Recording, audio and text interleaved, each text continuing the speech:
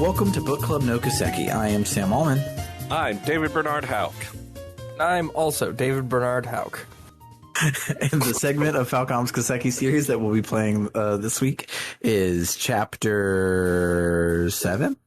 Yes, Chapter 7. Chapter 7 of The Legend of Heroes, Trails in the Sky, second chapter. But before we get to all of that, how's it going? Well, it's been a month, hasn't it? Yeah, it has. Let me tell you, it's been a wild month for me because I did a job search. I got a job. I finished my first week at the job, and now I'm in my second week, and it's just been wild. There is so much to learn. So far, I'm really liking the job. I think it's going to be a good job. And yeah, I've just been so freaking busy, and now I'm hoping things will be less busy, and I will settle into my new routine and be able to actually play games on time for this podcast. And maybe someday I'll actually have time to play Shin Megami Tensei 5. Yeah, maybe. Who knows? Someday we'll do it for the podcast. Yeah, just keep putting it off long enough until it's time. I've done that with several games where, like, I've decided, okay, we're not going to play this on the podcast, so I'm going to start it way back in, like, season 1. And then I'm like, well, you know, I never got around to actually playing it, so might as well play it again right now for the podcast.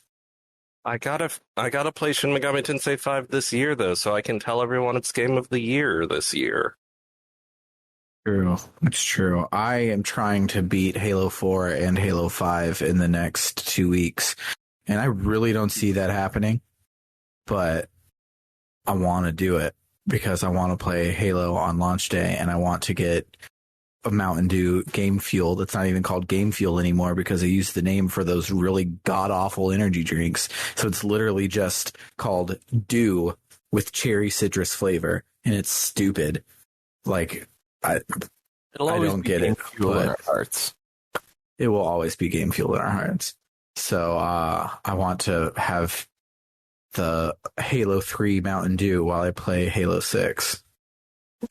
You should go on eBay and see if you can find a legitimate Halo 3 Mountain Dew still sealed. They have them, and they're like going for like $75, but most of them are reaching critical mass of the carbon dioxide pressure can't keep it contained forever, and so it's slowly over time will like start to bust out the cans and stuff like that. So there's a lot of people who collect them. They like this week were like, yeah, for my own safety, I need to pour one out for the homies, and emptied all of their cans. But anywho, what about you, Matt? What has your month been like? Well, I don't think I mentioned it last time. I got promoted at work. I'm now the assistant store leader. It's the exact same job, but I get paid more money. Always good. And I get... Oh, no, I did talk about that. I did. Never mind. So I've been doing that. I gazed long into the abyss, and it gazed back, so I bought a bunch of games. Nice. Oh, man. I'm gonna have to actually, bust out my Switch. It was a bunch of them. Yoko Taro's new card battling RPG. Nice. It's real good. I picked up Astria Ascending. It sure is a game. That's that JRPG made by Canadians, but there are one or two Japanese guys involved, right? That sounds right. Okay. I think so. I picked up the new Pokemons. Yeah, I didn't for the first time since Heart Gold Soul Silver. I got Heart Gold Soul Silver on release day and every game since.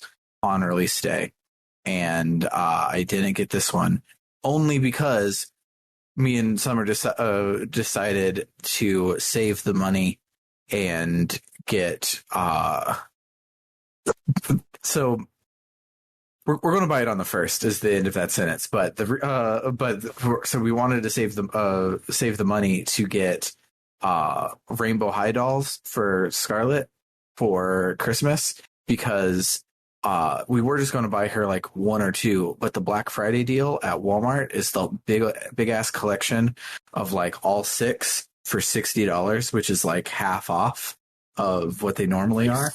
And so it's a freakishly good deal because it's not worth $120, but like $60 being her big ticket Christmas item, like that works. And so to make the math a little more comfy, we're like, Summer was like, oh, well, I won't get mine so that you can do it. I'm like, well, I was super excited to play through it because it'll be Summer's first, like, officially first Pokemon game, because she played the Roblox clone Lumions and she loved it. So then she started a Sun and Moon save, but just was like futzing around on it. But this would be her first like Pokemon experience of like playing with other people and trading and battling and all that stuff.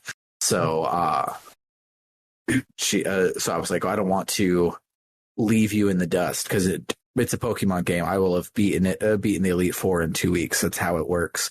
So I am waiting to get it on the 1st, and it feels weird not getting all of the Pokemon memes that are going around Twitter and stuff for all of the funny glitches and stuff like that. So I originally wasn't going to get it right away for similar reasons. It's like, I'm going to be busy the next 2 weeks.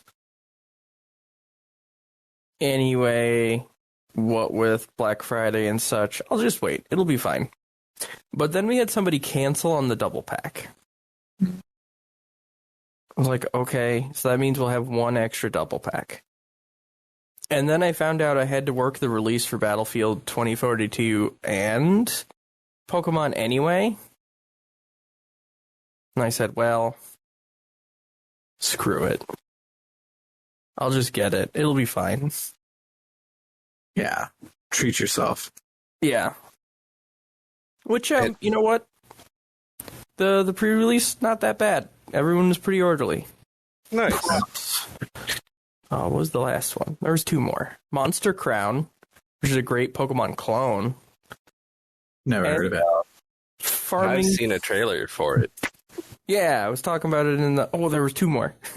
Because the 2 more are the weird ones. Hot Wheels Unleashed.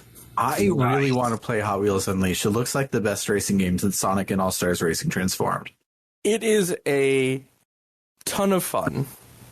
Because the cars don't matter, and it's got loot boxes, but, like, because the cars don't matter, it's just like, well, okay, now I have a car that looks like a toaster. I'll drive that for a few races. Let's go. And it's got a nice little campaign mode, and all the tracks are like silly, you know, the old orange strips with the booster stuff. And like, if you don't boost through going upside down, you'll fall off the track. It's a good time. And Farming Simulator 2022.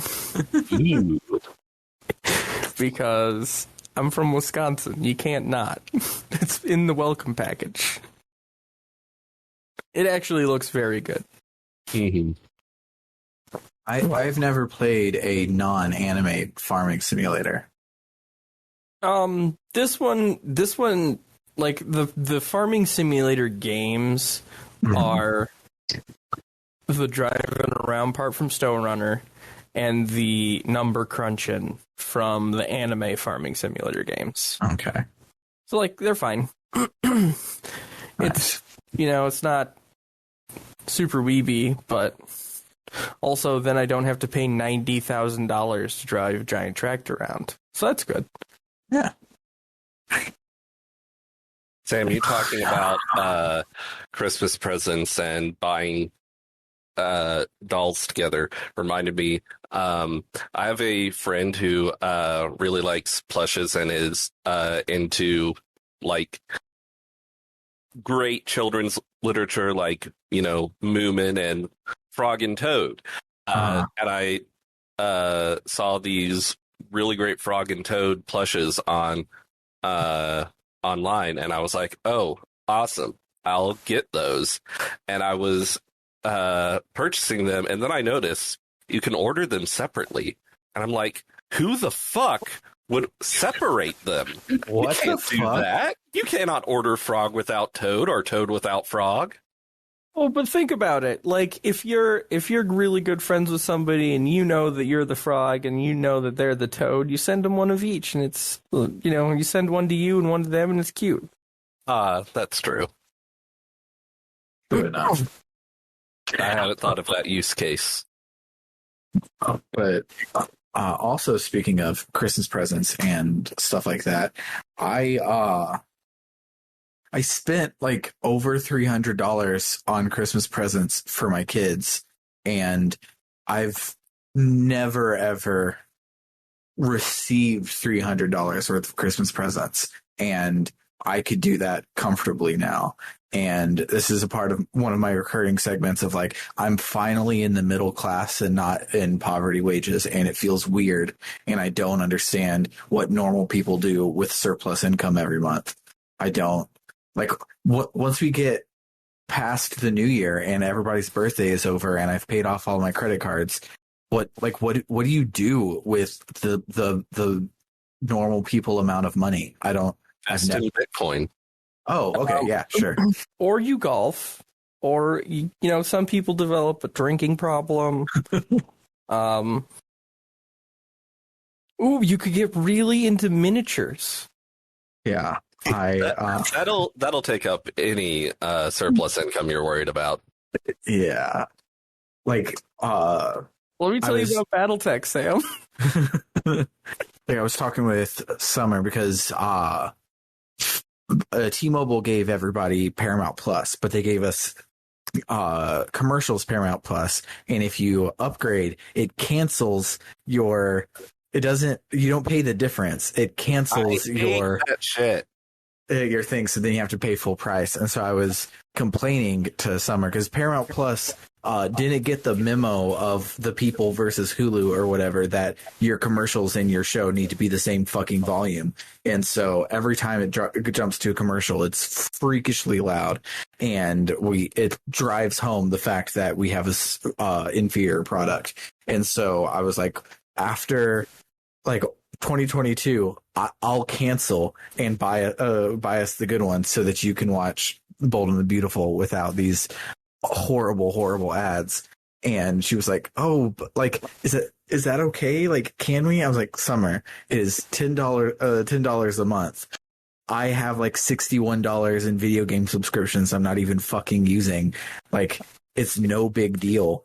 And that's such a weird thing because I've lived in the world of I can't have avocado toast because I have to save money for rent or whatever. And now it's like, fuck it, who cares? We'll just add in another subscription service, and it's great for everybody. I highly recommend raising the minimum wage to $25 an hour so everyone can feel this good, because it's not even a lot at all. But I am supporting my whole family and have money left over at $25 an hour. My new job is really weird for me because I have a salary. I'm not being paid hourly. Weird. It's so weird. Like today, this never happens to me, but I suddenly got a really horrible headache that lasted for a few hours. So I asked my boss if I could take the rest of the day off, and there wasn't much I could do that wasn't that I was trained on left anyway. So I asked if I could take the rest of the day off, and she said sure. And I didn't have to do a bunch of weird shit so that my hours would be tracked properly and stuff. It was just like you're on a salary. You just come to work. It was so weird. Like I'm not having to clock in. I'm just having to show up to the meeting at the beginning of the shift.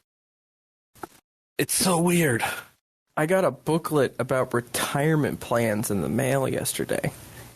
Ah. Not a pamphlet, a booklet, and it had my name printed on it. Not like sticky noted on it or whatever. It's like, is this what being an adult? Is this what like making money feels like? It's Because wild. this is boring, but the money part's cool. Yeah, it's like, oh, cool. They sent me more garbage for me to throw away, but I got food on the way home and I didn't feel guilty. So it's great. Yeah, like last week I caught myself for the first time, like, because usually when I buy a game, I'll be like, okay, let's go to the ATM, let's see how much we got. I'm like, I was just like, fuck it, I just want to buy this game, so I'm going to. I know I can afford it. Yeah, it's nuts. I love this for us. We're all grown ups here. It's great. But other than that, I have no idea what I've even done in the last month. It doesn't feel like a month has gone by since we last recorded, but it has been, and It feels like a lifetime has gone by since we last recorded for me. It feels like Halloween was like a week ago, but the reason that that's the case is I'm up here in the north now, so it's cold outside, much like your refrigerator is cold.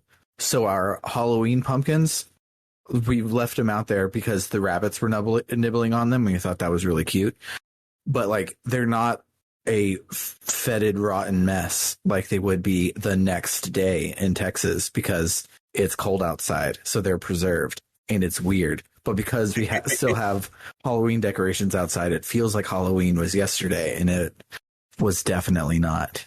It was like 68 degrees here today in the greater Austin area. It was amazing. It was 19 here. While at the beginning of our recording, actually, the person who is drawing the art for the visual novel I'm working on sent me a new background that they did, and they were like, "Here's the winter background." I was like, "It looks great. It needs to have some fallen leaves," and they were like, "In winter? There would still be fallen leaves?" And I had to explain to them how seasons in Texas work because this takes place in Texas. Yeah.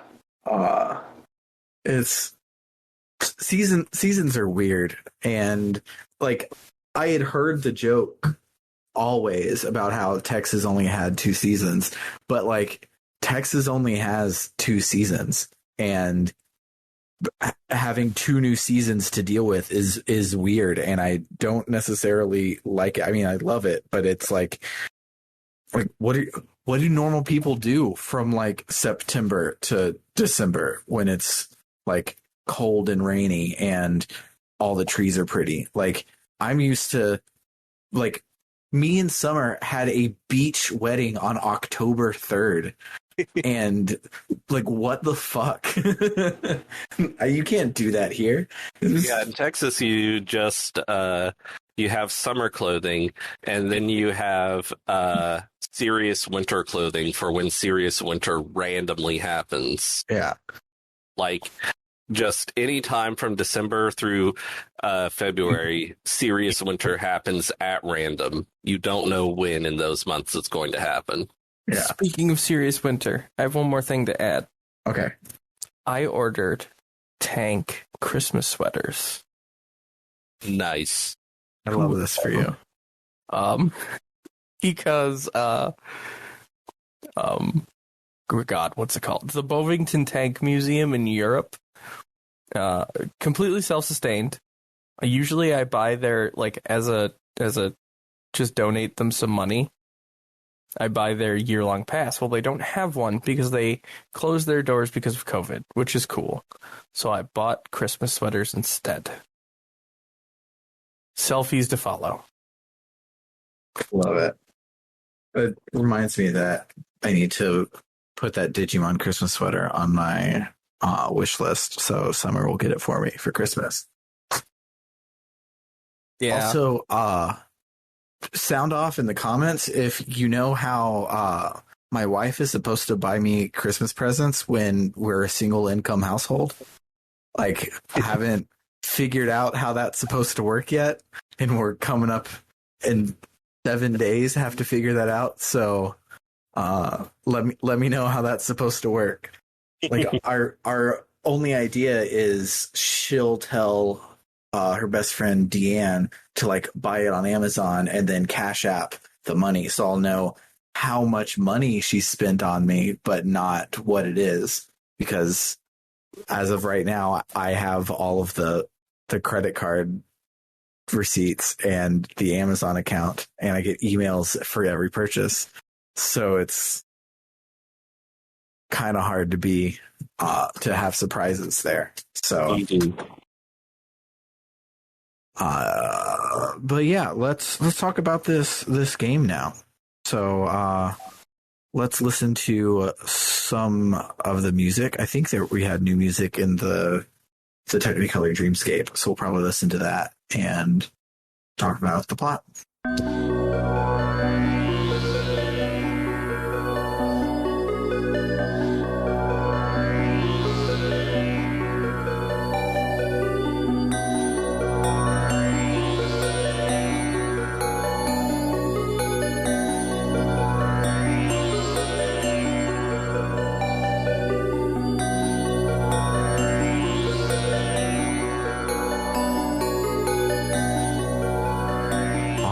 Matt, take it away. Okay, so because it's been a month and my notes are just kind of flowing last notes into this week's, we last left our intrepid heroes having a very cute moment on a beach. Mm-hmm. Joshua and Estelle. It's ruined in a 90s sitcom fashion. And then it transports us back to Gransel Castle. Joshua's given the details of what he learned aboard the Glorious to... Oh God, I never remember the general's name, and I just write the general like an idiot. General Morgan. There it is. Did you skip the cold open again? Probably. I've done it every week. I've done it every week so far. So the cold open is we're on top of Ismelis Tower, and you see Beaublanc reporting in, and then it cuts to Carnelia Tower, and Walter reports in, Saffrel Tower, Luciola reports in, and Ambrose Tower, where Ren reports in, and then we see Weissman up on one of their little red ships. It's not the Glorious, but the other one, and he does some magic-y shit and calls forth the Areola, which apparently is a giant ass, looks like the Starforge from... Oh, we don't see what it looks like here, actually. He does some magic-y shit, and it gets big and bright and magic-y, and then they, like Team Rocket, finish each other's sentences to say that we, the enforcers of Ouroboros, by order of an Anguisse, we shall now liberate you of your shackles. And that's the cold open. So now we're in Gransel Castle. And like most scenes in this chapter, a lot is said and not much happens. Yeah. Yep. And that's pretty much what's going on in the Gransel Castle. Joshua and Estelle are giving a description of, well, Joshua is filling in General Morgan and the Queen on what he learned aboard the Glorious.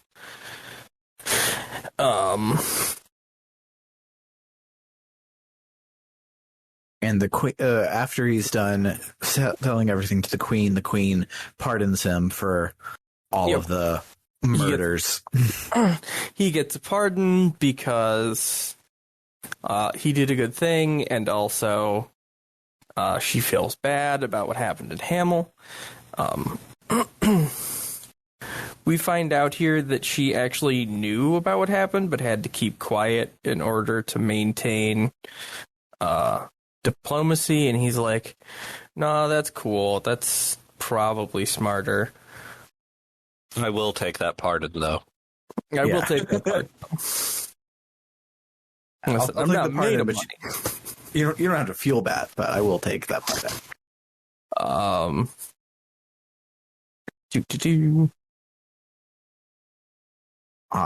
There we then go. The whole party runs in to welcome Joshua back to the JRPG party. Yep. And Joshua meets Kevin for the first time. Yeah. Which is weird because they immediately go off and talk about mysterious things.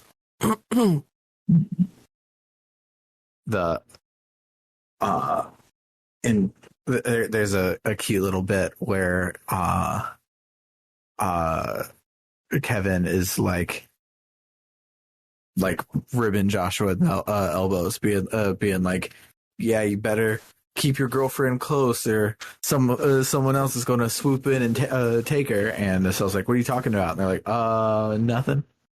It's cute. It was funny to me because I feel like usually in anime things of this flavor, I'm just so used to the person being like, they're not my girlfriend, or they're not my boyfriend. But Joshua's just like, yeah, okay. Cool, thanks. It's also pretty great that, like, usually it's the boy who's the one who is like, oh, what's going on? And instead in this case, it's Estelle. I think that's a nice little change of pace. Cassius arrives, and they have a nice little reunion with Joshua also. No, I accidentally closed my notes. No. Cassius does slap Joshua because people do like to slap each other in these games. They really do. I'm just gonna go proceed with the headcanon that like in the Trails games, the slap is actually a hug. You should. What do they hug after? What is a hug? A hug is like a super hug. You know, like when you bear hug somebody and you pick them up off the ground. I see.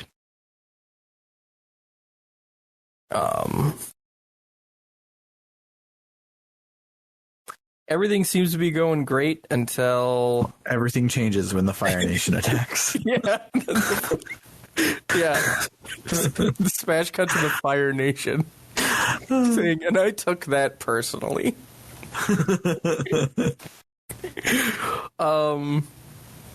Captain Schwartz rushes in. He's like, Your Majesty, everyone else who's here.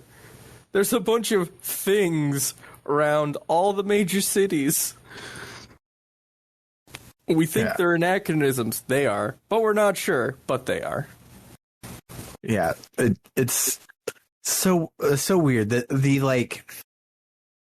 the world building of this world being like Industrial Revolution, and yet they also have computers and also all this other stuff, but they don't have a word for robot. So when Julia runs in, she's like, yeah, there's all these creatures with like metal armor. What the heck is that? And all of our guys are like, oh, it's the robots. Let's go fight the robots. And there are no words for it, where it's like same with later Ren's mech. Everyone's like, oh, it's her giant like orbital puppet. And it's like, it's a robot. It's just a robot. It reminds me a whole lot of like, it reminds me a whole lot of like Fallout, where they have robots, but there's no microchips. So like, how does any of this work without microchips? Vacuum tubes, don't worry about it. But radiation, just keep going. Yeah.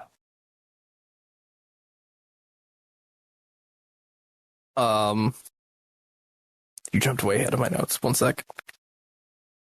There's a lot of talking about Here we go. We all decide to, and by we, I mean the party, plus the queen tells us, hey, you should probably do this. She lets us use the Arcele, her personal airship, to go and deal with yonder robots. Excuse me, this is Trails, anachronisms. And even, which is also a weird time for Cassius to just say, or not Cassius, Oliver to say, I'm out. Yeah, I gotta go home. My mom said so. Yeah, it was very weird to me that he didn't join, and maybe it's just you only have room for 6 party members or whatever, and they're like, well, we added one smooth talking ladies man with a gun, so we're just going to get rid of the other smooth talking everybody's man with a gun. But he's up to something, because when he leaves the dock as they're boarding, he meets up with, what's his name? His friend from Erebonia, who is always frustrated with his antics. I feel it's like Marshall or something, but anyway, meets with him, and they say some mysterious things, as Trails characters are wont to do. And then he says, then he thinks something like, so when next we meet, we'll be enemies or something. Yeah. And you're left wondering, what the fuck? What the fuck? So, I know what the fuck. Shut up. We So I don't. won't say it. Stop saying these words. It has nothing to do with the main story of later games. Just say interesting and move on. That's interesting. I'm going to say it in exactly that tone from now on. Aboard the ship is Tita's grandpa. There's lots of happiness going around there.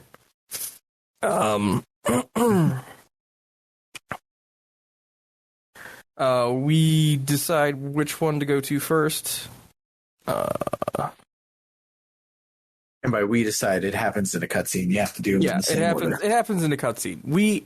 When I say we, I am talking about the party because they are my friends, and I am part of them. Yes.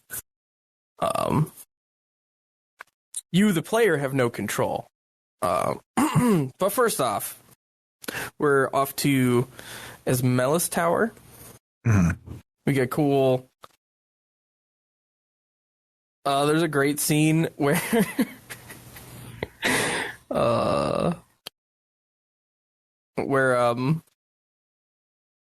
god, I can't remember the names because I just write down the reporting couple. Niall and Niall and Dorothy get left behind and wait, no, we want to catch up. It's very 90s anime. It's great. I love them. They're probably the best comic relief characters in a JRPG that I've played in a very, very long time. I think they are the best, but they are not my favorite in this game. That's got to go to the Capwas. The Capwas are pretty great.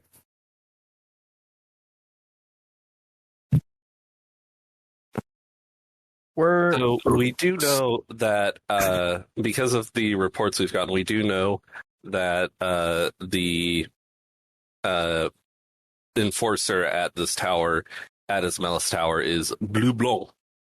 Yeah, basically there's a big ass globe of swirly dark energy shit around the tower. And it has the orbital cancellation phenomenon or whatever the fuck they called it. So they can't send any airships in. So they sent ground forces, and they got their ass kicked by some dude in a white mask. So we're like, oh, it's Boo Blanc. We're going to go in there and we're going to kick his teeth in and hopefully save the day. Yep. So we end up getting there. We at this juncture decide who's going in with us, and we have an opportunity to, despite the pressing nature of what's going on, we're on an airship, therefore we have a scene where we walk around and talk to our friends on an airship. exactly. There's no way around it. Estelle doesn't know how to ride an airship without going around and talking to all of her friends. I am at this point convinced that airships are powered by the power of friendship. It's just like even bad guys have friends. It's just you have to have the communication or they fall right out of the sky. So, who did y'all choose to come with you for this first tower? I had Kevin and Chloe, I believe. Agate is the protagonist of this game, and Tita is his sidekick, and we're just along for the ride. So it was Agate and Tita. I was about to say, oh, but you need a healer, because I always forget that Tita has health bullets. Because why not? So I was frustrated because I knew each of these towers were seeing an enforcer, and each enforcer has a thing with one of our party members. So I'll take the appropriate party member. And then Blue Blanc, of course, we fought him years ago in real life. So I was just like, well, I remember he had a thing with Olivier, but Olivier's not here anymore, so I'll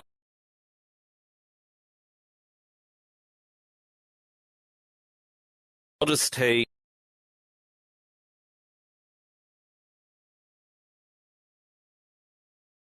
Zin for the boss. He was like, oh man, it's a shame I would have had special dialogue for that. I'm like, fuck you. I forgot you had a thing with Chloe.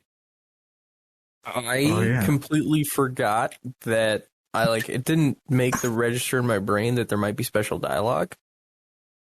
So it's a Nihon Falcon game. There's gonna be special dialogue. Especially this second game. The first game, like, you couldn't change your party, so you didn't have like variations on the different scenes except for in the final dungeon. But this game is just like the first half of the game had variations because you could choose your starting whole story, which is nuts. Yeah. Based on the quality of my notes, I probably did this at 3 a.m. I'm lucky I actually successfully brought 4 party members. Proud of you. Sometimes you just can't sleep. Anyway, so we do all of the walkie-walkies and the talkie-talkies around the airship. We land. Now, there's a spooky door. Mm-hmm. Like a big swirly purple magic-y barrier thing for the door of the tower. Yep. And we can just... like, it's not even like a proper door. We can just walk through it. Mm-hmm. I'm presuming that all the soldiers are like, we're not protagonists. We're not going through the spooky door. But we go in all right at the bottom to beat them up on the ground without them going into the thing, because they definitely didn't warn us that on the other side of the door was a Technicolor JRPG Dreamscape. Yeah, this thing was so weird. I loved it, but it was weird. I loved all 4 of these dungeons. Well, the one that was a straight line I loved because it was a welcome relief from the crazy dungeoneering I'd been doing. Yeah. These dungeons like wrap in on each other so much, and you don't have a map, and They do an annoying thing that if you ever get caught by it, it gets super frustrating to find where you are. Where when you teleport to the next area, it rotates the camera 180 degrees. So if during the cutscene you're like, oh, I need to move to the lower right, and so you hold that down, the camera will spin on you, and on your first frame you'll walk back into the teleporter to go to the other side, and you're like, well, now I completely lost the thread of like where I was going, and so I'm just gonna hope for the best and keep making your way through. I had to use a guide for all of these because as much as I love them, my spatial awareness isn't great. And several hours into the first one, I realized I had been going in circles. Dang. Probably also due to the aforementioned tiredness, but also They're big. They confusing. As long as you didn't get lost in the one that is literally a straight line. No, it was this one. I did not make it that far. So anyways, we pop in. We're like, whoa, man, we got transported to a different place. Kevin seems to know what's going on, so we're safe. Yeah. Oh, that's a note fill in because I just did. We did the towers. So everybody's like, oh, what the hell is this? And we're like, this must be the true form of the tower, whatever the fuck that means. And so we just push through to try and find our way to the top. And along the way, we find these weird pyramid-shaped computers, which I guess a pyramid-shaped computer makes more sense than a Seath stone-shaped computer. So the weird computers that I've had to deal with in the past couple of weeks, these are okay. And the computers all like basically are saying the whole like what the bad guys are up to, but all the information has been redacted. And so you go around collecting things from all of the computers for the rest of the week to try and piece together what's going on. And so I'm following along on the LP archive, and the if you've never done a read a screenshot let's play from the LP archive, they're great, but normally when the author is adding in their own commentary, they'll do a little like italics underneath the picture, and the picture for when they find the computer is a Unix system. I know this. Which tickled me all the way pink, and I had to bring it up because I was going to forget. That's great. I do want to also special shout out. The enemies here are really cool. Yeah. I'm also now following it because my notes are a jumble mess. Anyway, we eventually make it to what I assume is the top to fight the worst Phantom Thief.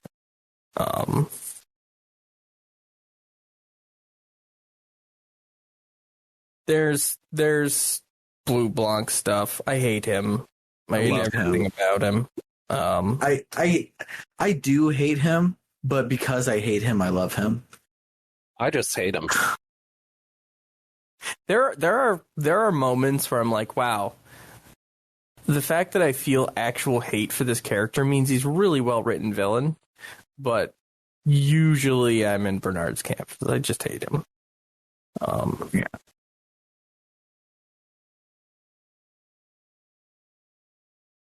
He calls down some mobile suits, and we fight him.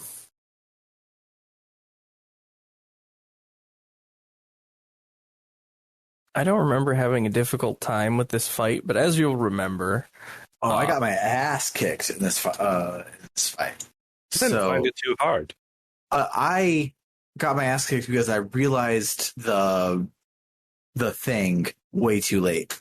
And so... I followed the tried and true. If you're fighting a boss and the boss summons mobs, you kill the mobs so you can focus on the boss.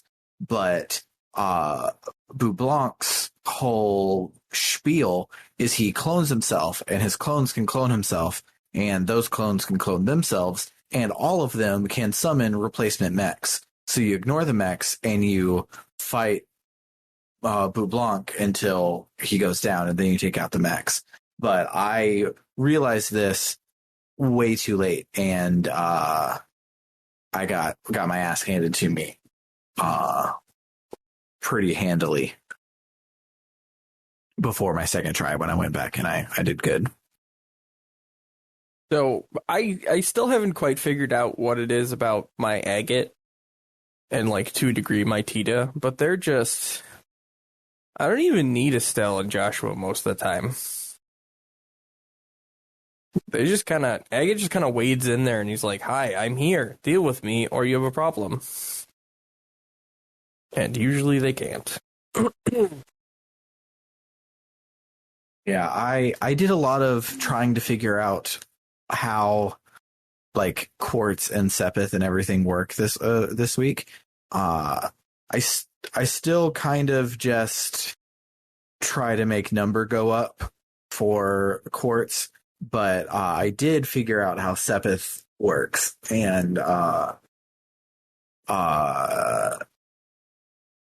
so I have a fairly strong physical attacker in Estelle, a very strong physical attacker in Joshua.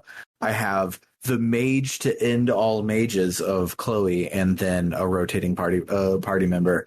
I used Shara for the last two, Kevin for the first one, and then I had to use Zen for the second one. But because I was digging in and rejiggering how everything worked, I didn't ever really have a very like hard time with everything. I kill everything pretty fast, but I did have to figure that out, and that happened after Boublanc kicked my ass real hard. Fair enough. So anyway, we beat up the war boss robot, and Blue Blanc says, "I'll get you next time," and poofs away.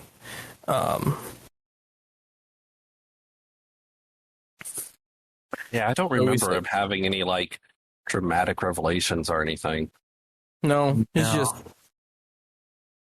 he's literally just a motherfucker. Yeah, literally it says, "Seems my role has come to an end for now. Nothing for it then. I suppose I shall withdraw." And that's it. Yeah, I think his purposefully doesn't have a whole lot going on because he gets a fairly lengthy follow-up scene, whereas everybody else, their big scene happens at the tower. And his does not. Yeah.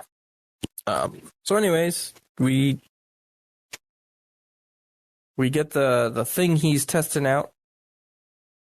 Oh, at the end of this boss fight and at the end of all the others, they're just like talking for a bit, and then the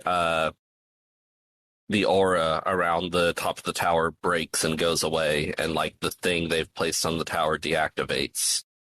Yeah, and that's the thing that makes them leave every time, because we're kind of in a stalemate. It's one of those things where you win the boss fight, but in the cutscene, no one's winning, but then the aura goes away, and they're like, "Well, that's my cue. Peace out, bitches," and they leave. Yep. So anyways, we turn around, head back to the ship, talk to Professor Russell, and we're like, "Hey, we found this thing. You can have it. Also, we found the weird data e-crystal things in the tower." And he's like, "This is a memory crystal." And we're like, "No shit." And we get a brief rundown on what a memory crystal is. It's a CD-ROM, a crystal doohickey random orbital malarkey. It's just it's a USB. It's a flash drive. Shout outs to Really Pants on the Let's Play Archive. Your jokes are really good, sir. This is a fun read. That's why I keep getting distracted. Is like I get stuck on the jokes. I'm like, wait a minute, I'm recording a podcast. I can't be doing this right now. Anyway, the captain shows back up and he's like, "Hey, we just got update from the scout squad. Time to go to Cornelia Tower." And we're like, "There's a guy in a black suit, terrible face." We're like, "Hey, we know that guy. He's Direwolf." He does have a terrible face. Walter, I forgot his name was Walter. Walter the Direwolf. Yeah. They're like, hey, there's a guy cosplaying Clint from Star Ocean 3, so gotta go stop him. And everyone's like, oh, we totally know what a specific character from Star Ocean 3 looks like. Yeah. That common touch point. Yeah, it's true. Everyone knows this, and you should trust me that if you don't know it, you're the wrong one. Well, I know it. And Sam knows it. It's a good joke if you know it. I was gonna say a guy cosplaying all of the Turks at once, but and Zane's like, all right, it's time for me to dance. And we're like, you're big and strong. We aren't gonna say no. Apparently I'm stupid and his name is Cliff, not Clint, but whatever.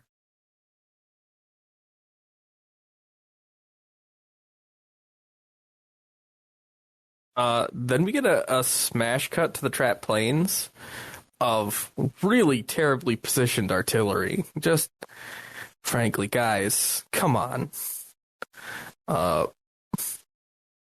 They're somehow firing lasers and rockets at these robots.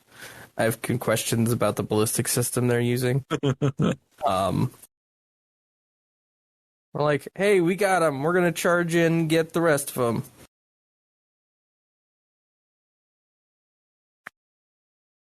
Then it shifts over to Kilika, which is foreshadowing. Foreshadowing. And it confused me for a second. I'm like, wait a minute. She's not here. What's going on? And then I remembered, oh yeah, it's that guy. It's Walter.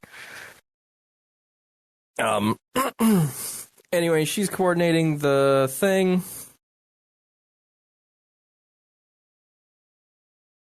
She gets the phone call of like, hey, this is what's up. She's like, cool. She obviously knows what's going on. We have to take Zane this time. I was furious. Yeah, I haven't been using Zen the whole game. He was level 52. Everyone else was level 76. So this is where I was like, well, since I'm going to be grinding to bring this guy back up to speed, I might as well figure out how the game works. I just brought Tita. I figured, well, I can deal with a dead guy in my party.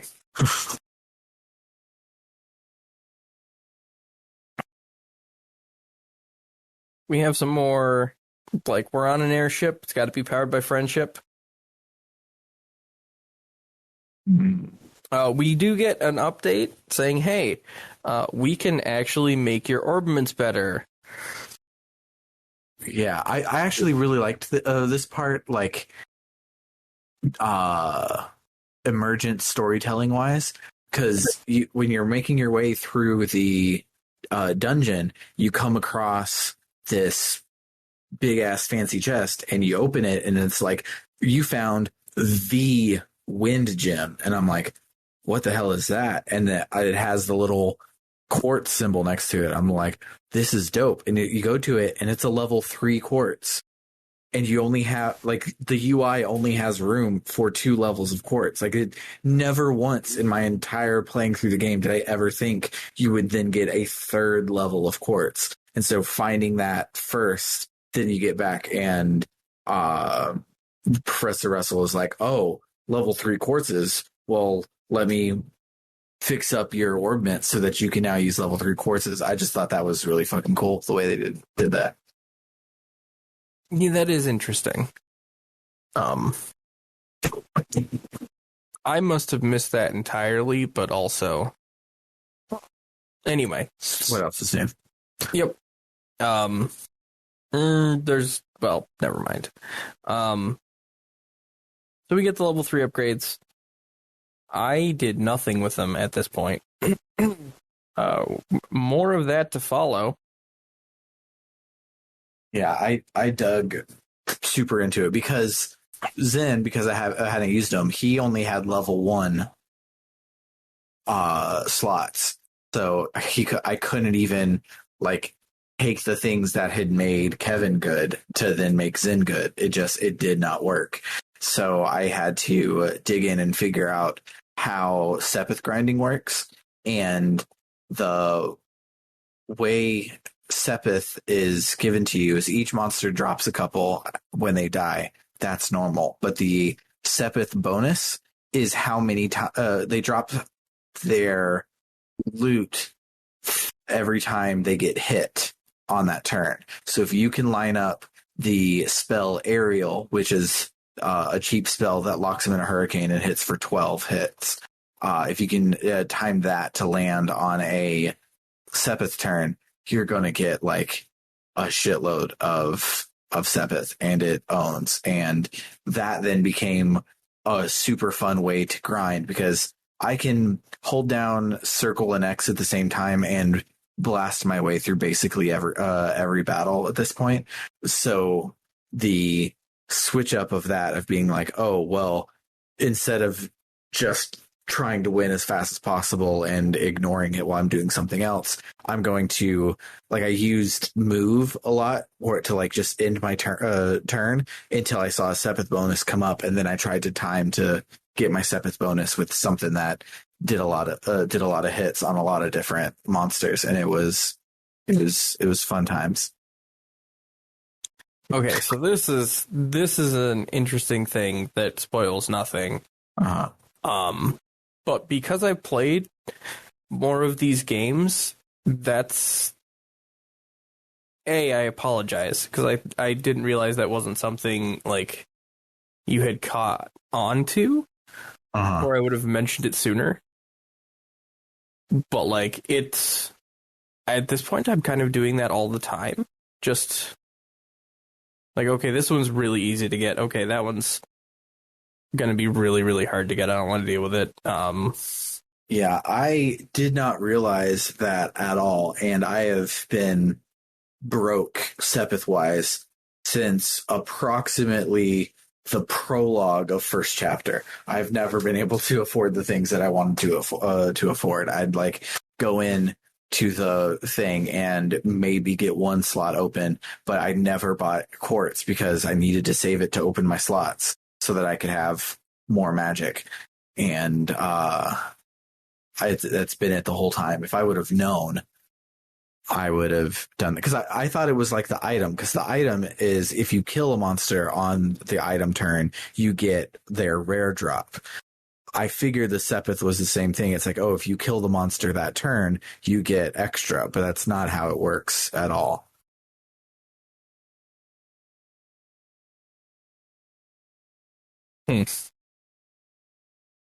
Yeah. In the future games, spoilery, can you dismantle quartzes into Sepith, or are you just trying to get Sepith bonuses for the rest of the series? So in the future games, they just become a regular drop. They're also like they're in there with like gold and food as a side quest reward, like huge amounts of them. So like you could just run around pretty much any area and just grind for Sepith. Like that's okay. When you stop getting XP, that's the only thing that's worth grinding for in an area. Okay. I mean, it stays a relatively small amount. Like it's relative to the area, but yeah, the only time I tried to Sepith grind in first chapter, I gave up right away because I needed green or something, and there was only one monster that did green, and it only dropped like 5. So I would be running out there to find that particular mob, fight it, run to a load zone, come back, fight it, and was only getting 5 each time because I didn't know to try and get the Sepith bonus and just hit it a bunch. But yeah, the big difference is like instead of 5, you'd get like 50, and the Sepith bonus is like an extra 100. yeah, That's good. It rebalances a little bit better and a little bit easier. It also like makes it a lot clearer at the beginning that, hey, this is a thing you want to do. Yeah. Because I already knew it, I must have just breezed past in the tutorial. I'm like, yeah. You're going to tell me to do this thing all the time.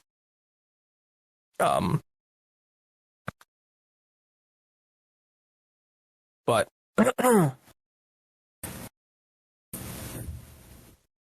anyway, we're on to the second tower. So I took Zane and Tita. So this is another thing that would be an interesting difference is like, even though I'm not leveling my characters, I'm still making them their quartz upgrades as necessary and unlocking their slots because who doesn't love unlocking slots in video games?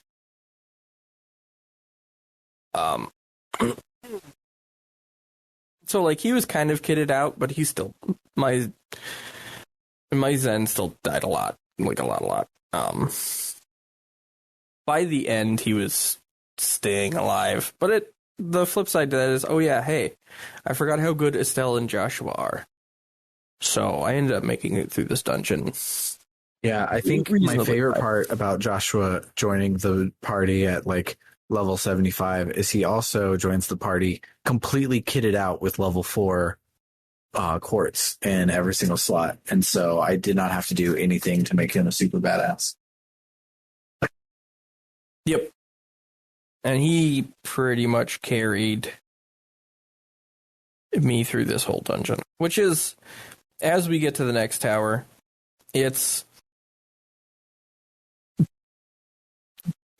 the similar style Technicolor Dreamscape as the previous one, but it's brown or red. This is one of those color things that I needed verification on. It's a reddish, orangish brown.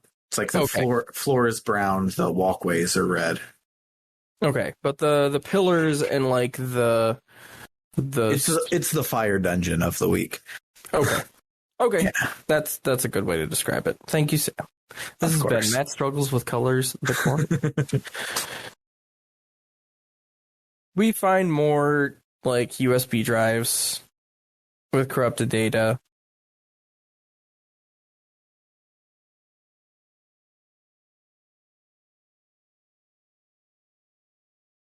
Oh, there we go. And here it is, Walter himself.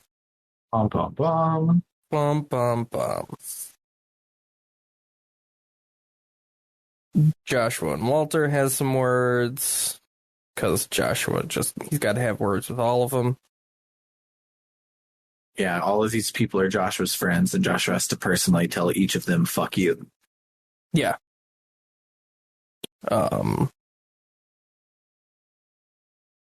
Then we get attacked by Metal Gears. Or at least the robot dog drone things from Metal Gear 4. Metal Gear. Metal Gear? Indeed. This fight was stupid. Yeah, this one I think was pretty hard as well. I think I might have died on it and had to try it again. But it's just the dogs hit real hard.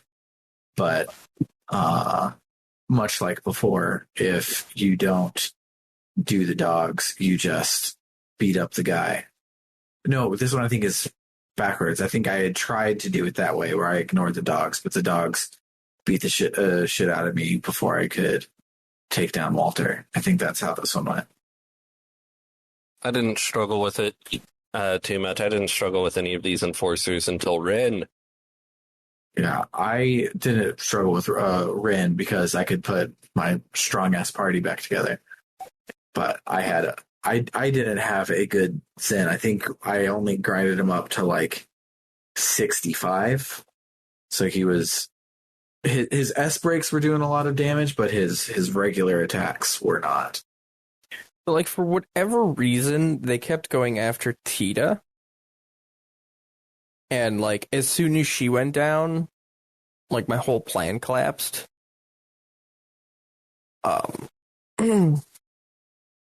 But eventually I got it under control.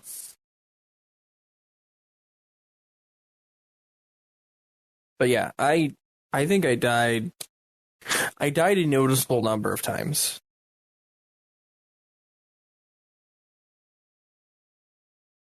So then we beat up Walter.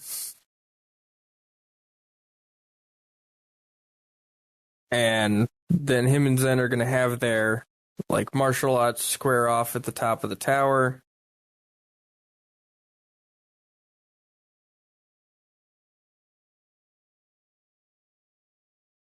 But it's interrupted by the thing breaking.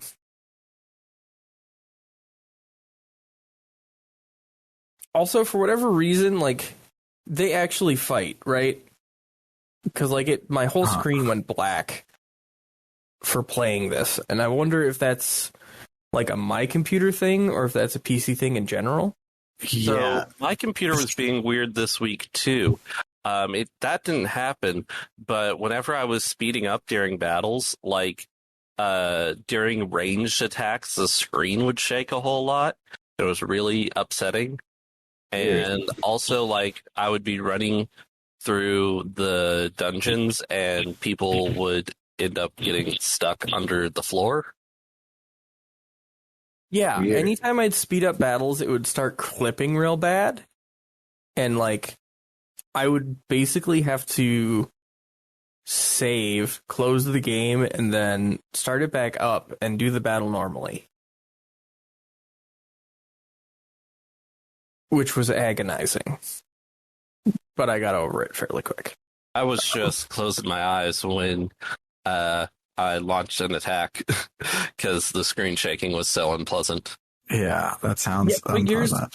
But yours went away after, like, the attack? Yeah, like, after the attack was finished, the screen would be normal. Okay, because, like, once I hit the speed up button, it would start clipping, and even if I stopped, like, speeding up the attack, like, not clipping, that's the wrong word. It would be, like, almost stuttering. Like, the game would slow down, and then the screen would go black for a little bit, and then it'd catch back up, and it would just do that over and over again.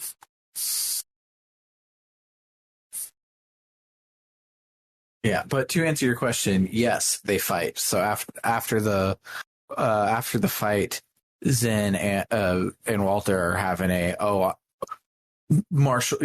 don't do the right martial arts, blah blah blah stuff that is cliche in martial arts movies. And Estelle and Joshua are like, should we like step in? And Joshua's like, no, not at all. And then you get somehow an even better than all the ones before sprite-based fight scene of them jumping all over the roof and fighting each other, and it's real good. And then they're about to, like, unleash their full power at each other. But then Kilika shows up and is like, no, don't, actually.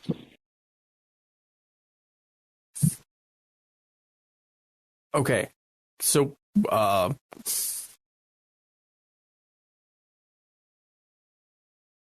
you're way ahead of me. All right, here we go. She's like, hey, don't fight.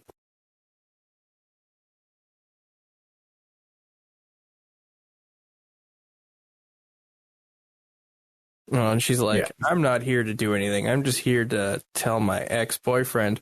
What ex-boyfriend? That he's a wiener. Basically, yeah. that's literally what happened.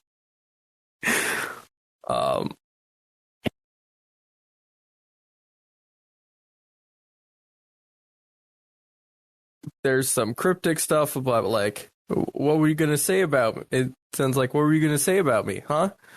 No, it's not me, it's the master. What was he gonna say about me? Like, don't worry about it.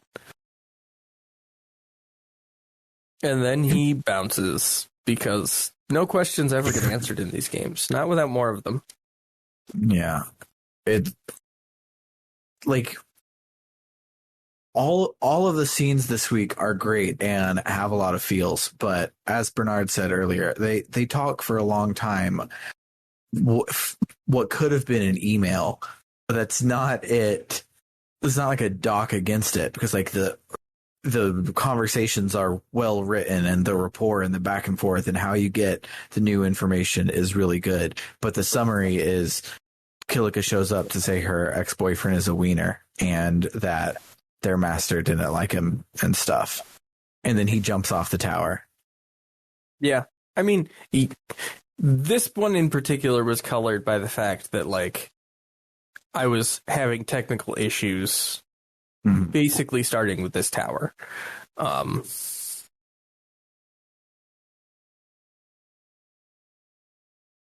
But it is really great. Like, it is, I mean, it's the Falcom banter. It's always great. That's mad bants in these games. Yeah, Mad Bants. Oh, I like that a lot. Mad Bants. Anyway, Walter jumps off the tower when his machine breaks. And he's like, if you want to know the reason me and the old man fought to the death, beat me and I'll tell you. And then runs away. But how do I beat you if you run away? Next time on Trails of Cold Steel. There was more chatting, and they head back to the Tetracyclic Tower. Like, look, Professor, we found another set of USB. They were at the Tetracyclic Tower. They go to the back to the ship. Back to the ship. Right.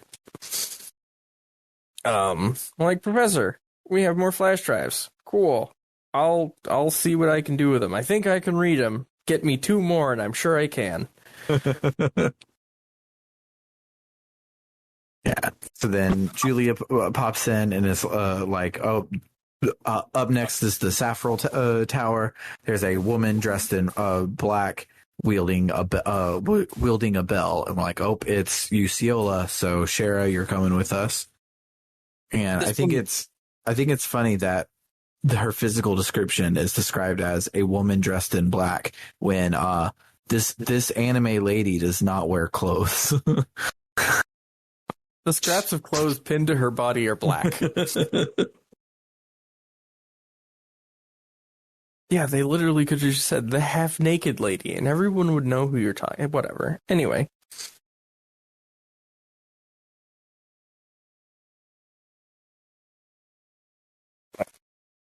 Here we go. So we're off to see the wizard. On our way there, we do get a side flash to the Gull Seaside Way outside of Minoria and Ruin, I believe, is that town? Yes, commercial city of Bose is the one with the thing. So Ruin would be the one with the drawbridge. And so we see Mother Teresa and the kids trying to make their way through with a escort, but the Metal Gear dogs are there to put a stop to that. But then in comes the cavalry, and it's the Bracer B team with Annalise and Kurt and all them. They show up to beat the shit out of the dogs and save the kiddos, and it's great, and I love it. I love that there's another RPG party off doing shit. Yeah, it is pretty great. Yeah. And shout outs to Karna because she's still really hot. Agreed. So after that little side tangent, we get more walking and talking to keep the airship in the air. This is where I started messing back around with my quartz because I struggled that dungeon. We lower down, front of the tower. It's the same spooky door. I brought Shara and Tita and Josh and Estelle because I ran out of resources halfway through upgrading Tita. So I was like, okay, well, Estelle and Joshua got this. Also, my Shara isn't like terribly underleveled, so Yeah, I just really love having an interruptible full party heal that also now, because it's upgraded, brings them back from KO with Chloe. It's too good. She will never leave my party just because I like grinding on some noobs to make sure she stays at 200 CP, so that if I'm ever in a scary moment and I'm looking at a whole timeline filled with enemies, I can just at any point pop her in, get a full party heal, get everybody back up and running, and I love it. Love Chloe. Never not have Chloe. if I was good at the game, I would be going for that. But like, I think Tita is my favorite character, She's great. so I can't not, you know? Yeah, I think Chloe is my favorite party member. I think Estelle is my favorite character, but I think Chloe is my favorite party member. That's fair. Bernard, who did you bring along? I brought along Kevin. I brought Kevin to all the towers Oh, okay. because I was like, I finally get to use him, and I like him. And also, he's a really great healer. And also, I found a long barrel 3, which gets his range up to the point where he can hit anyone, anywhere from his starting position. That rules. Yes. That sounds really cool. I should change up my party members more. Yeah, I think that I had a really old crossbow on Kevin because I had been using Kevin and Chloe, but Kevin started doing like 1 damage to things. And so if he didn't have an S break or an art to knock off, he just sucked really bad. But Zin was the same way, and then I found a new glove for him and he started kicking ass. So I probably just need to get a new crossbow for Kevin, but he was letting me down, so I'm glad that he didn't let you down, so I know that the problem is me and not Kevin, because I like Kevin. I also had a quartz on him to so that he would sometimes freeze enemies when he attacked them. That was real nice. That's dope. Yeah, my Shara has one that gives them move -5 for 5 turns. Wow. Randomly. And so she'll just, and the way that special effect quartzes work is that applies to arts as well as crafts and attacks. So she'll just be sitting back, sitting pretty, and cast the spell at somebody across the fucking map, and then they can't move, and it's awesome, and I love it.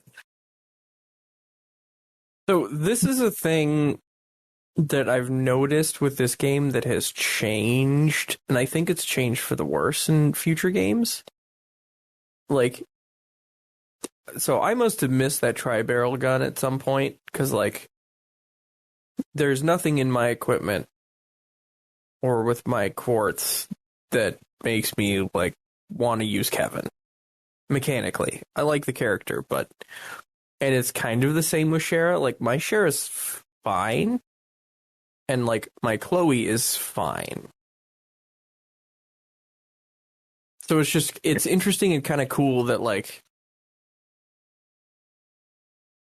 I guess if you're going for all the items, which you really shouldn't in JRPG. But anyway, the fact that like the three of us are playing the same game, the same JRPG, and have like radically different party members that aren't just that's power isn't predicated just on them being leveled up. It's just this is the items I have on them, and these are the quartz I've made and put on them. It's really cool. Yeah, I really like the quartz system. Yeah, there's so much room for expression there. Like, oh, I want Chloe to be a really awesome mage. So I want her to have these big blue ones because her quartz are by default blue. So I want her to have those, but like a mage with a lot of shield and HP and heal and those sorts of things that you get from the blue ones aren't that great. So it's like trying to balance, okay, well, let's give her a lot of blue so she has good blue spells, but then the other things, let's give her some mirage, let's give her those sorts of things so she'll have like stronger magic attack. And the interplay with how all of those things work dictating what spells you can do and the like statuses on your weapons and stuff. Like there's just so much working together where it's taken me a game and a half, and I played the first game twice for me to understand really and get a good grasp on it. But it's really dope and mostly invisible. It's like super complicated, but also just making sure all of the ones you have a 4 next to it is totally valid, and you can just do that. And it also feels a little bit like by chance that it's like, obviously it's not like it's a JRPG, everything is static, but there's a level of emergence there. Like, okay, well, I missed these chests, but I got these chests, so like agate's my best, or like, you know, I ran out of making quartz here, so like, you know, yeah, weirdly Zane is awesome. Anyway, the tower. It is the water tower. Mm-hmm. This is a color I know. It's blue, unless it's green. It's blue. Okay, good. Because I wrote blue question mark. There's the blue water tower and the green gross water tower. The pond scum tower. That's my favorite tower. Yeah, this is the aforementioned dungeon. That's a hallway. Yeah. Yep. It felt like home, returning to Final Fantasy 13. Yeah. Just big old hallways with platforms floating above some graphics. Yeah. Yep. You get to the end of it. There's Luciola. Joshua has to tell her that she's a wiener. I don't know where I got that from. I never say that, but it's good. But it's so much better than any of the other things I say. Yeah, this scene is my favorite scene of the week. After the fight, that is, we fight Luciola, and Luciola reveals that when her quote unquote husband Harvey, the leader of the circus troupe from back in the day, he had accidentally fallen off of a cliff, but she reveals that she pushed him, calmly walked home, got back in bed, and then used her ventriloquism magic powers that she has, where she can do auditory hallucinations. She made it sound like he fell off the cliff so that everybody were like, oh, we just heard him scream and fall to his death. They run out there and he's now dead, and nobody ever thought that she had done it. And it's really cool. And do some good murders if you have wild magic. Yeah. And Shara obviously doesn't take it very well at all, and it's a very, very well written scene. And as seen in the host chat that I dropped earlier, this is one of like 4 CGs for just this scene this week, and all of them, Luciola looks like a big evil bitch, and it's great. It is really great. Scene. I just really like how Luciola makes this big dramatic reveal and does not reveal why at all, and just leaves Shara really fucked up. Yeah, It's good. it's real good. So the smash cut after this one shoots to a dogfight with some Imperial ships and one of the... Not when they were fighting dogs earlier. Not fighting dogs. This is a dog fight. This is dogfight capital D, capital F, like with planes. Yeah. Also pertains to small ships. Whatever. Anyway, it's like Imperial's ships fighting a Gloriousling. And then we get like an army on parade scene. And we're just like, we're supposed to feel safe, but that's just for artillery pieces. That's like 20 dudes. That's not enough to fight all these robots. Come on now.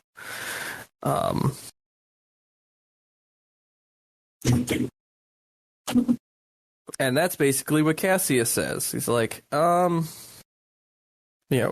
soldier who says we can't lose. Like, well, I don't know about that. They got a really big airship. It's really big. And it cuts away from him. He cuts away from Cassius while he says, please bring him up. Yeah, he gets a phone call and is like, yes, please bring him up here. Mysterious shit keeps happening this whole chapter. Who do you think he is? Jesus. I really don't know. I have a feeling it's Richard. Ooh. Could be. That could work. I'm putting money that it's Oliver. Ooh. Could be that too. That's a random guess. That's not me foretelling. But he did disappear conspicuously this chapter, so maybe that's what he's doing. Yeah. Anyway, we go back to the air cells. And sure enough, Julia Swartz is like, hey, now the person you're after is a little girl with a big ass anime weapon. I'm like, we know her. That's Rena. And the only requirement for this one is Joshua and Estelle. I brought Cheetah because I figured there would be good dialogue there. Like, there would be special dialogue for her and Tita. And there was. But goodness, my Tita is rather fragile. And Rin and her buddies hit real hard. So that was rough. I remember now. I said earlier that I think I took Rin down like it was no problem. I actually took Rin down like it was no problem because I died 4 times and I kept making it easier and easier. So the 4th time I took her down like it was no problem. The first time I died on turn 1 because I thought it was a force loss. She was hitting me so hard. Yeah. My first try, I died on turn 2 because she was hitting me so hard. Then I did manage to beat her on my second try, but it was rough going. I had to use a lot of celestial bombs, and it was a thrilling battle.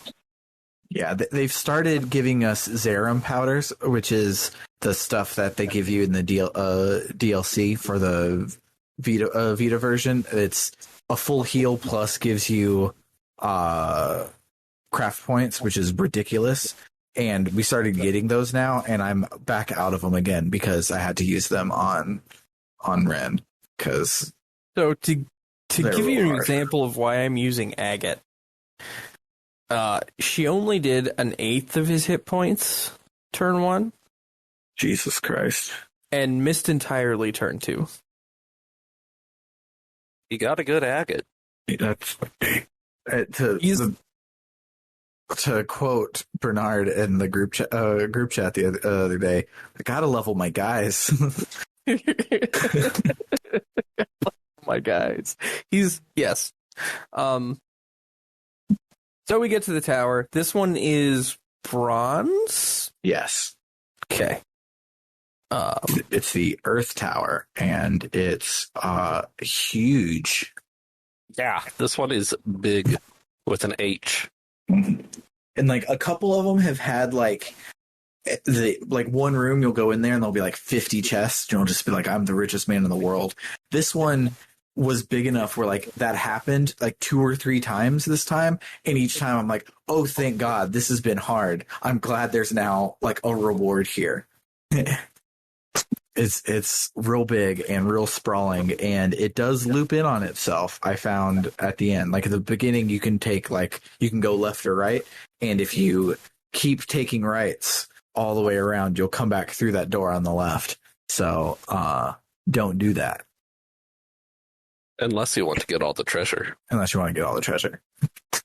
If you do take, I don't know which one I took, but if you do go the way that I go, make sure you do pass up the final thing, because the chest right around is Estelle's new kick-ass weapon, because everybody got kick-ass weapons in these dungeons, and Estelle's is right around the corner. So make sure you grab that chest at the very least. Yep. All right. So we spend our long time in there. We get to the top. There's Rena. She's still doing the creepy, evil little girl anime thing. Mhm. And I missed it when it happened, but they talk about it happening afterwards. But at some point during this, Estelle is trying to get through to her and be like, hey, like, you're a kid, you're being brainwashed, you need to get out before you're fucked up forever.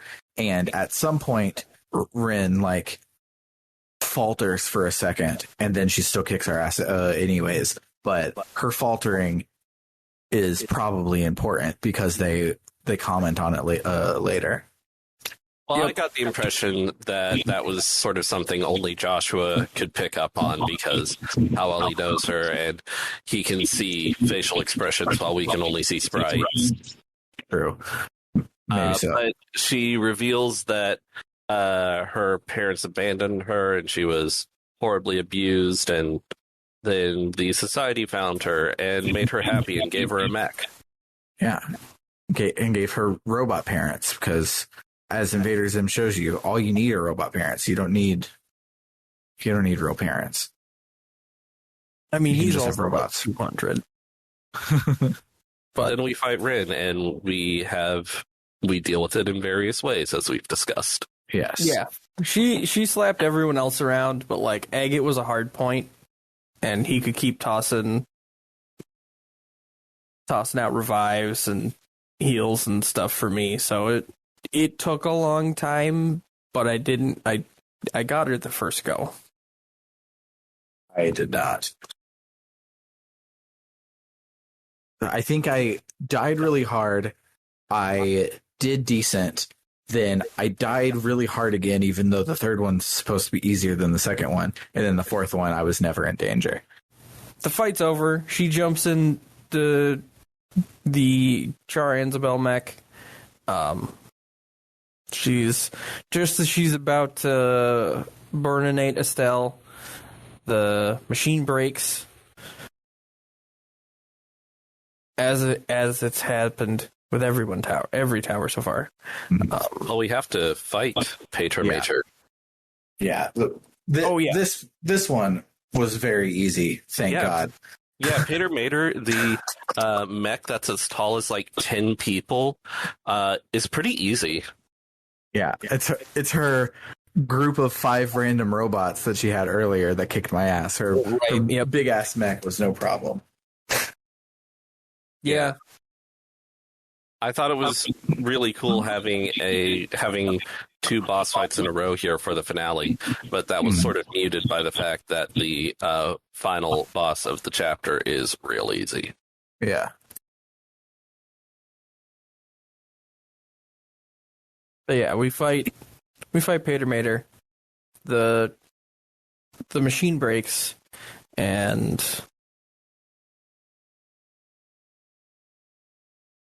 He flies off literally into the sunset. yep, literally into the sunset. All right.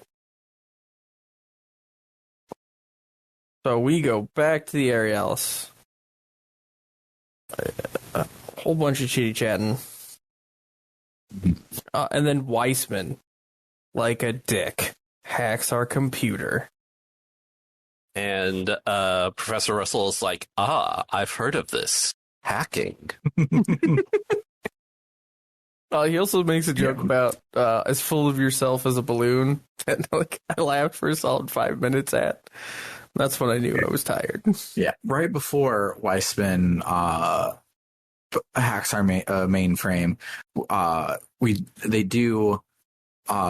Professor Russell does figure out what the data crystals were saying, and the Tetracyclic towers locked the areola in another dimension, and that's what they did. And so when we walked through the purple thing, we went to that other dimension as part of it.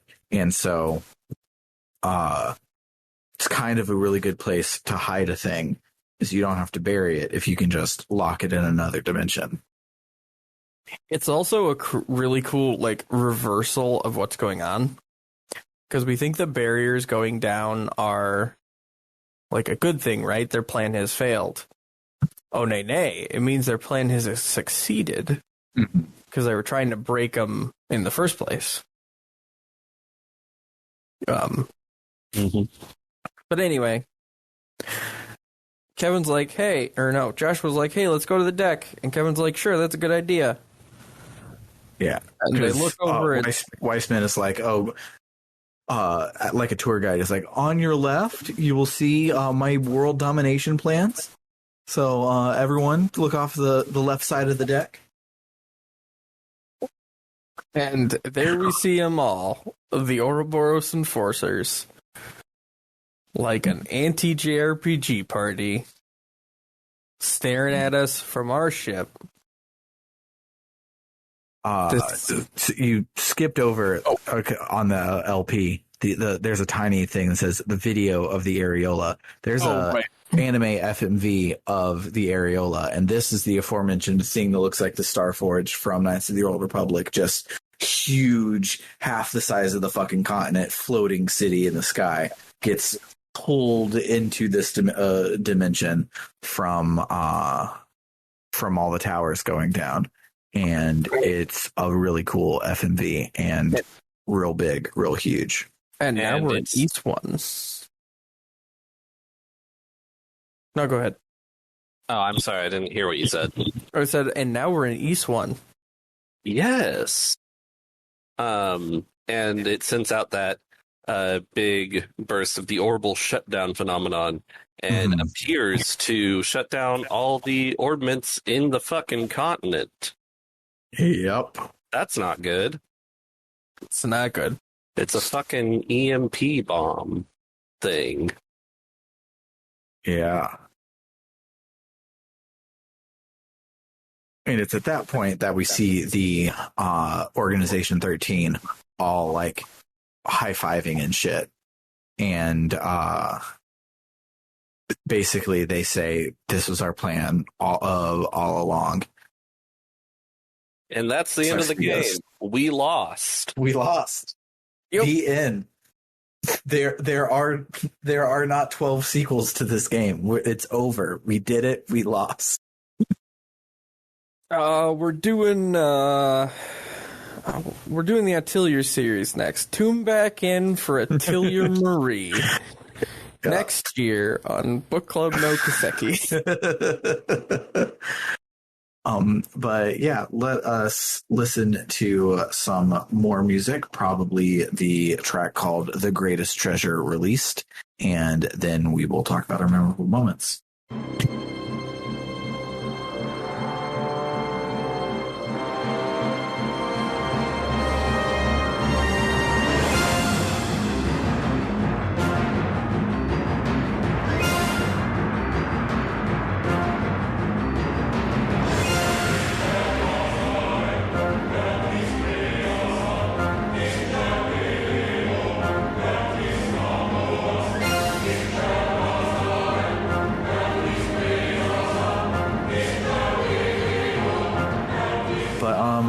Yeah, Bernard, did you have any memorable moments you would like to share?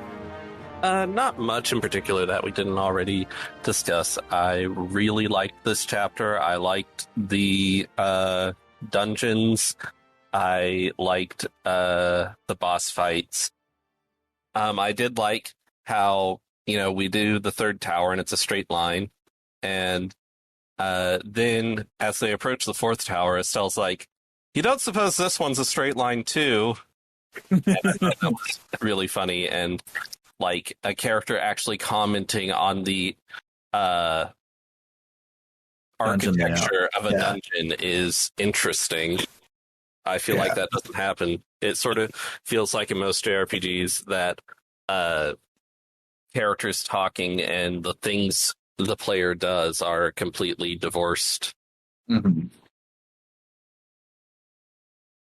Yeah, that's all I have. I had one.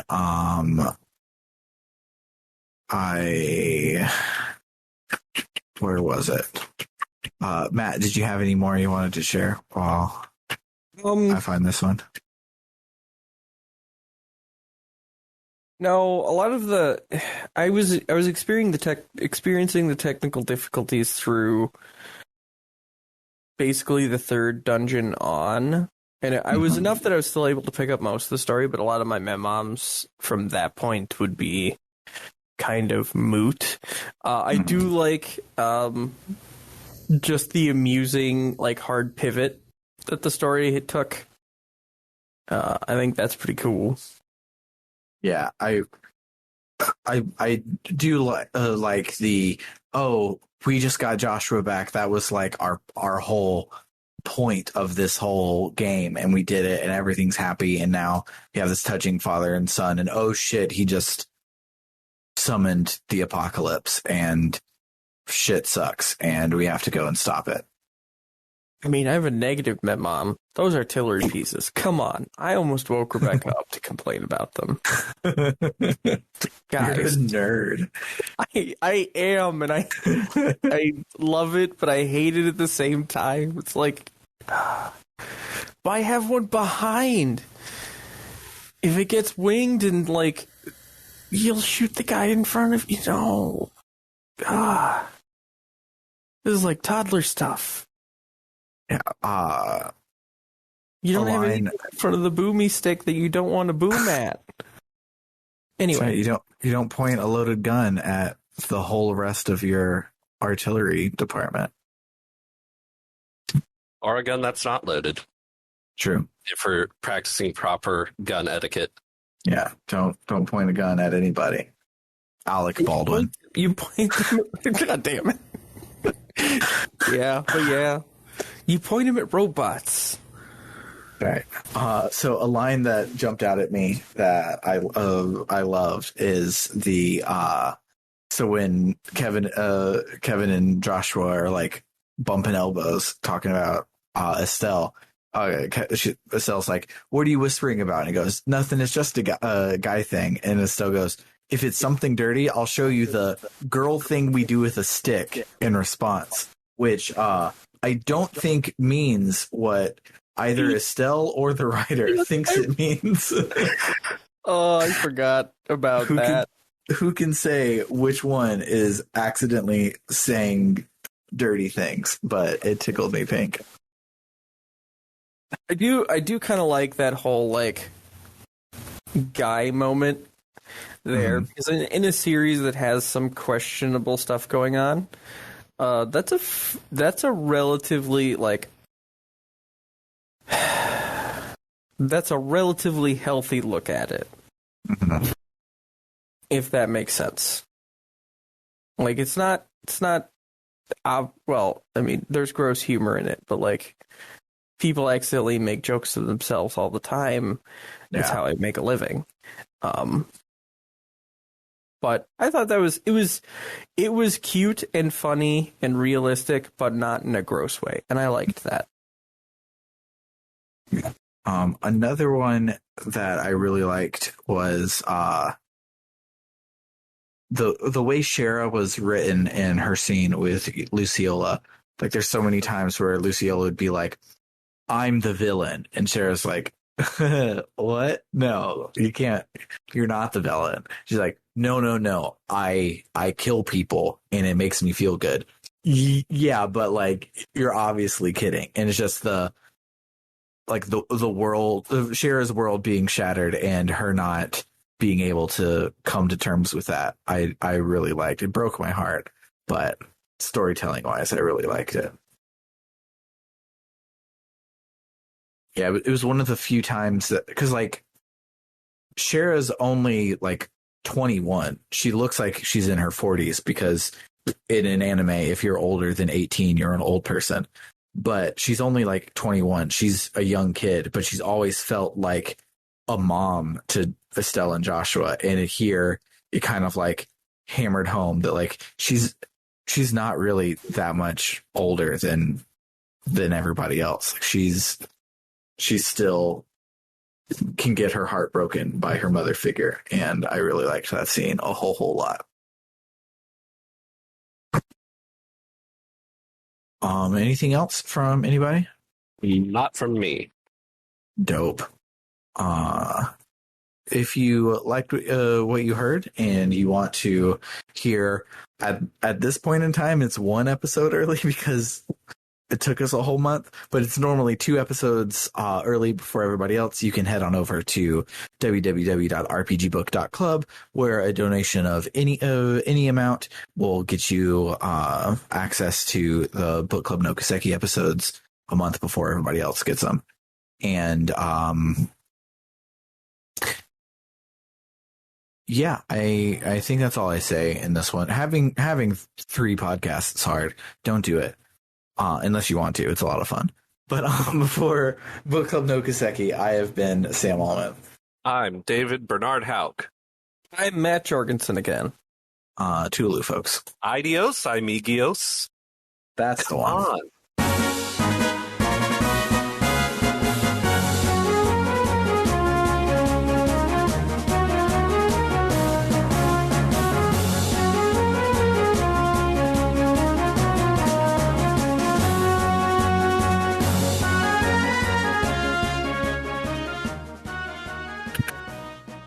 So my microphone is right in front of my face, which is right in the way of typing. And so it has been real hard to take notes this whole thing, just so everyone knows.